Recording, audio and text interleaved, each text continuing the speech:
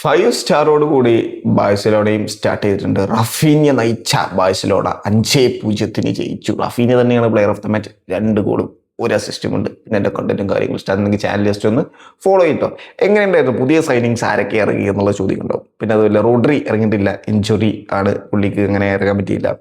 Gordon ഇറങ്ങി, അദയാമി ഇറങ്ങി, ഗോർഡന് 2 assist ഉണ്ടായിരുന്നു, അദയാമിക്ക് ഒരു ഗോൾ ഉണ്ടായിരുന്നു. അങ്ങനെ മൊത്തത്തിൽ ബാഴ്സലോണ ഒരു 5 സ്റ്റാർ അല്ലെങ്കിൽ 10 സ്റ്റാർ റേറ്റിംഗുള്ള ഒരു പെർഫോമൻസ് തന്നെയാണ് പുൾ ഓഫ് ചെയ്തിട്ടുള്ളത്.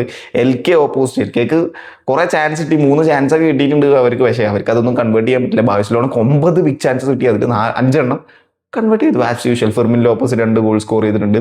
ഗോർഡന് 2 അസിസ്റ്റ് ഉണ്ട്. അതൊരു ഓപ്പൺ പ്ലേ ഒക്കെ ഉണ്ടായിരുന്നു. ഒരു ഗോർഡൻ ഫെർമിൻ ലോപ്പസ് തൊട്ടിരുന്ന വേണമെങ്കിൽ ഗോർഡന് ഷോട്ട് എടുക്കാൻ പറ്റും, പക്ഷേ ഫെർമിൻ ലോപ്പസ് അത് ഷോട്ട് എടുത്തു. അങ്ങനെ അത് വീരൊരു ടീം പെർഫോമൻസ് ഹാൻസിഫ്ലിക്ക് പുൾ ഓഫ് ചെയ്തിട്ട് കോൺസിക്യൂട്ടീവായിട്ട് 3ാമത്തെ ലാലിഗ ഹാൻസിഫ്ലിക്കും ടീമും അടിക്കുമോ, അതോ റയൽ മാഡ്രിഡ് ചാമ്പ്യൻസിലോട്ട് തിരിച്ചു വരുമോ എന്നുള്ള കാര്യങ്ങളൊക്കെ നോക്കിയിട്ടിരിക്കുകയാണ്. സ്പെഷ്യൽ വൺ ഹോസെ മൊറീനോയുടെ ഉണ്ടല്ലോ റയൽ മാഡ്രിഡിന് അപ്പുറത്ത് തുടങ്ങിയിട്ട്, പക്ഷേ അവിടെ കഷ്ടിച്ച് ജയിച്ചിട്ടാണ്, ഇവിടെ വളരെ ഈസി ആയിട്ട് ജയിച്ചിട്ടുണ്ട്.